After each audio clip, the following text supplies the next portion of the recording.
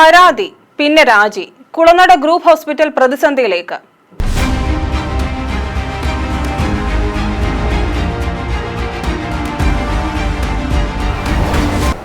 നമസ്കാരം, ജനശബ്ദം ന്യൂസിലേക്ക് സ്വാഗതം.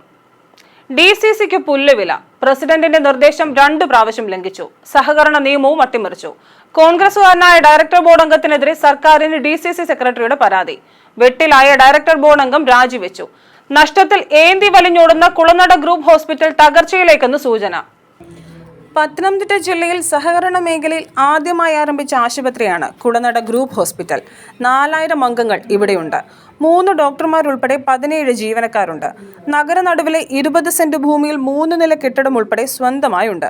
18 കിടക്കകളോടുകൂടിയ ആശുപത്രി മുൻപ് കടുത്ത നഷ്ടത്തിലായിരുന്നു. എന്നാൽ കുറെ വർഷങ്ങളായി ഭേദപ്പെട്ടു വരികയായിരുന്നു. പതിറ്റാണ്ടുകളായി കോൺഗ്രസിന്റെ നേതൃത്വത്തിലുള്ള ഭരണസമിതിയാണ് അധികാരത്തിലിരിക്കുന്നത്. കഴിഞ്ഞ 6 മാസം മുമ്പ് നടന്ന തെരഞ്ഞെടുപ്പിൽ കോൺഗ്രസുകാരായ 11 അംഗങ്ങൾ എതിരില്ലാതെ തെരഞ്ഞെടുക്കപ്പെട്ടു. തുടർന്ന് പ്രസിഡന്റായി കുളനടക്കാരനായ DCC ജനറൽ സെക്രട്ടറി രഘുനാഥിനെയും വൈസ് പ്രസിഡന്റായി മറ്റൊരു ജനറൽ സെക്രട്ടറി മനോജിനെയും DCC നിർദ്ദേശിച്ചു. എന്നാൽ K. സുധാകരൻ, VD സതീശൻ, വേണുഗോപാൽ തുടങ്ങിയവരുടെ ഗ്രൂപ്പുകളും കൂടാതെ ഗ്രൂപ്പില്ലാത്തവരുടെ ഗ്രൂപ്പും ഒക്കെ അരങ്ങുവാഴുന്ന പത്തനംതിട്ട ജില്ലയിലെ കോൺഗ്രസുകാർ അത് അംഗീകരിക്കാൻ തയ്യാറായില്ല. 7 അംഗങ്ങൾ ചേർന്ന് മനോജിനെ പ്രസിഡന്റാക്കി. അത് വിവാദമായതോടെ 6 പേരെ കോൺഗ്രസ് പുറത്താക്കി. ഇതോടെ പ്രസിഡന്റ് രാജിവെച്ചു. രണ്ടാമതും നടന്ന പ്രസിഡന്റ് തെരഞ്ഞെടുപ്പിലും മനോജ് തന്നെ തിരഞ്ഞെടുക്കപ്പെട്ടു.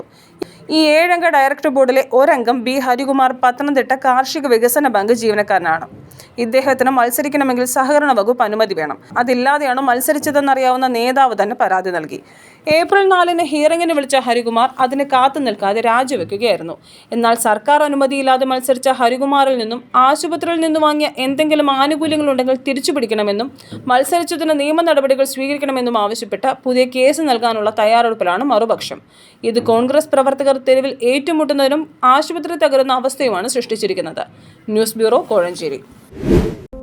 ലോകപ്രസിദ്ധമായ ആറന്മുള കണ്ണാടി പരമ്പരാഗതമായി ചെയ്തുവരുന്ന ആറന്മുളയിലെ ഏക സ്ഥാപനം. കഴിഞ്ഞ 3 തലമുറകളായി വ്യത്യസ്ത രൂപത്തിൽ, ഭാവത്തിൽ, അത്യാകർഷകമായി ആറന്മുള കണ്ണാടി നിർമ്മിച്ചു നൽകുന്നു. ഓർഡർ അനുസരിച്ചും അല്ലാതെയും ഇവിടെ മിതമായ നിരക്കിൽ ലഭ്യമാണ്. Contact number 9947164872 9947825232.